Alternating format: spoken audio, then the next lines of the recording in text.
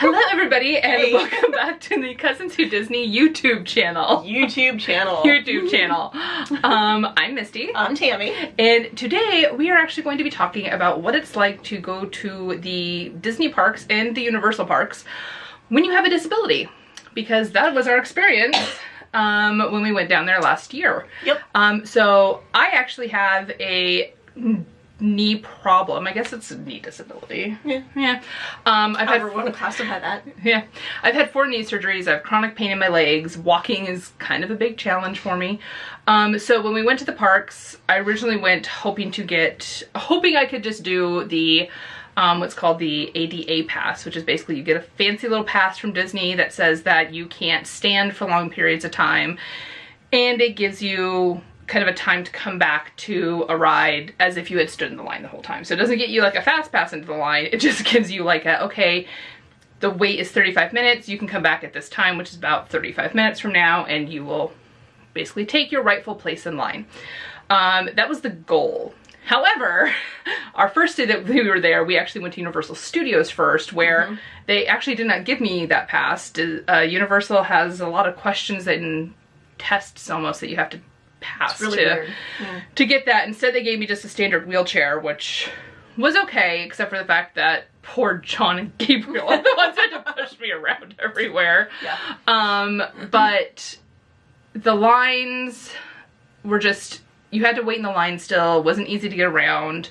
And a lot of their walkway is like cobblestone and stuff, and when you're pushing a wheelchair over cobblestone, it's just I can't imagine it was comfortable for you. It really wasn't. Was incredibly difficult for John and Gabriel pushing, because it's not a smooth surface. It's not a smooth surface at all. Nutter cobblestone. Yeah, so after that day, because even just walking in cobblestone, so if you've never been to the Wizarding World of Harry Potter down at Universal, it's all cobblestone, like actual legit real cobblestone, not fake cobblestone. Cool aesthetic. It looks great, but it's murder on your feet. And even the small walking I did do, you know, it hurt my feet. I know it hurt your feet. Yeah. So the next day when we went to Animal Kingdom, I decided to be one of those people that rented the scooters. I can't remember what they're actually called. I wanted to avoid that because the Rascals, is that what they're Rascals? No. That's like an actual brand name. A motorized scooter. A motorized scooter. I wanted to avoid the stigma of being, you know, the overweight girl on the scooter. I was like, yeah, no, that's not me. But I figured being able to walk at least somewhat and not having an entire week of pain kind of overrode that like little phobia of mine. And let me tell you, it was the best thing ever. So we're at Animal Kingdom. I got my little scooter, which was nifty because I could outrun all of y'all and terrify small children at the same time who would go running in front of you. Oh my gosh, what is that? Yeah, kids love to run in front of those things. Just it's like a challenge. You almost have to have your hand on the brake, like at all times. Yeah. I ended up finding so if you go into the Walt Disney World website, they actually partner with a lot of companies in Florida.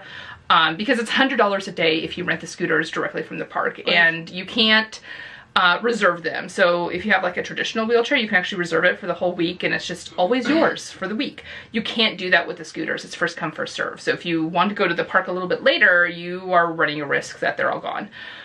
You're out of luck. Plus it's $100 a day. Oy. Which if you're there for 7 days, oy. Yeah, you're already putting out a lot of money. That's a lot of money.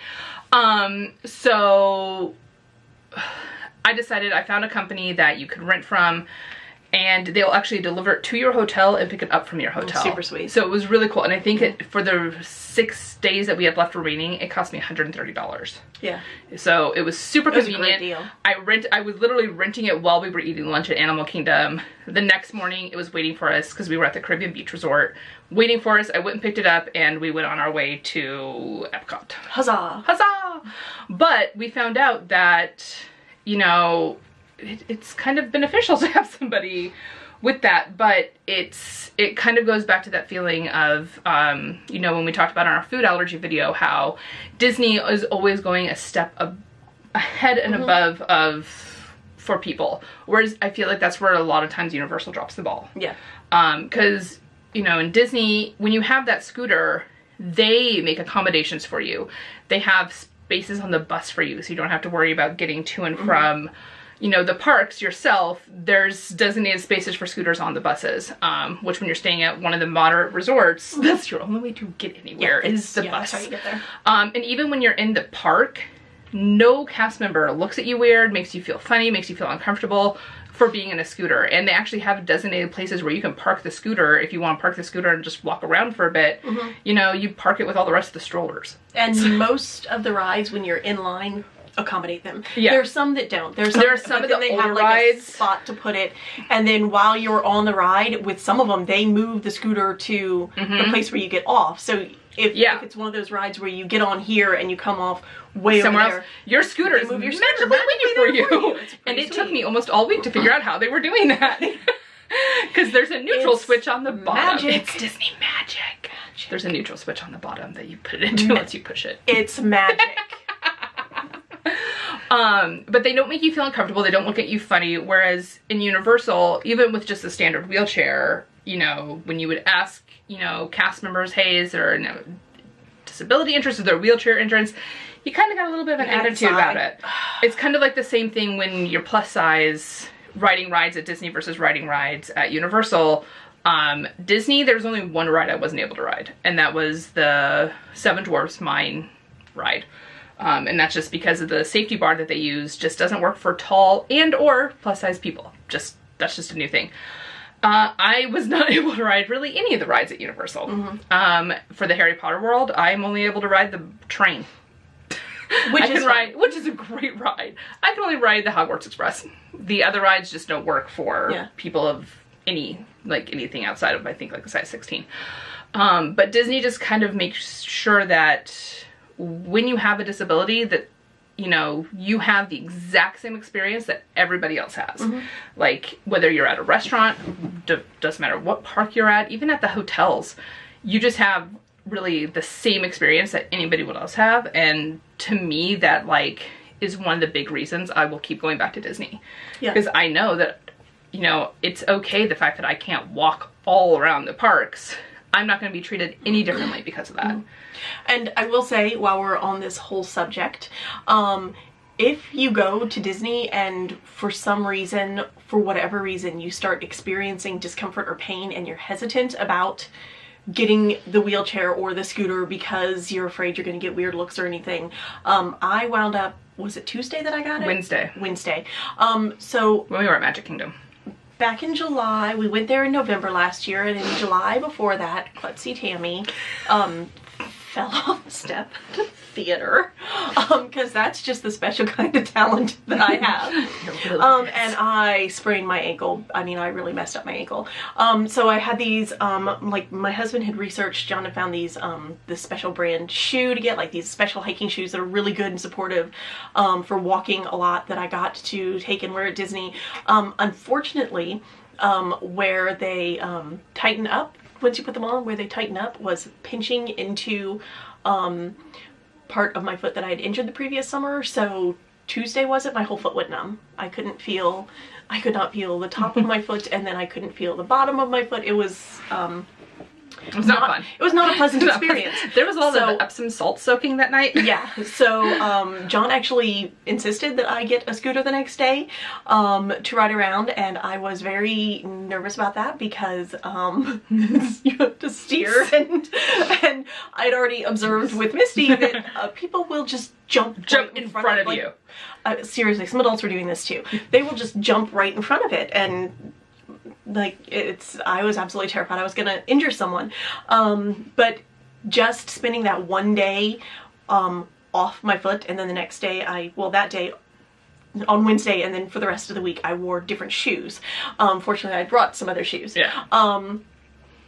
It just helped my foot to be okay again to do walking for the rest of the week. So I really encourage, if you're there and you just start feeling achy or weird or whatever, don't feel embarrassed or anything about getting the wheelchairs or the scooters, because if I had not had that option, I don't know how well I would have done the rest of the week. I was going to be able to, you know, maybe with sitting down a few times, and I mean, but even after that first day at Universal with just me walking around a little bit, I figured out very quickly that was not the case, and I kind of had to get over any weird preconceptions and I just remembered like we made use of the wheelchairs once again on our last day on Friday. Saturday. What was our last day? Friday. With my son, because he got a stomach bug, and Gabriel and I wound up spending some time in the infirmary. Spent time in the Disney infirmary, which by the way is freezing. If you ever have to go to the Disney infirmary, take a jacket or a sweater or a sweatshirt or a hoodie or something, because all they have are the thin little paper blankets. So we spent time in there, and he was feeling well enough for us to walk around again and stuff, but he got to the point where walking was hurting his stomach, because whatever stomach bug he had. So John and the girls got him a wheelchair, and he was pushed around in a wheelchair for the last afternoon that we were there. So it's take advantage of and they're there for a reason. They are super duper helpful. Take advantage of the wheelchairs and scooters when you need them. It really also does the baskets work really great for holding things. That is true. You don't have to look around stuff. So yes, that is our So I mean, basically handy dandy like tip.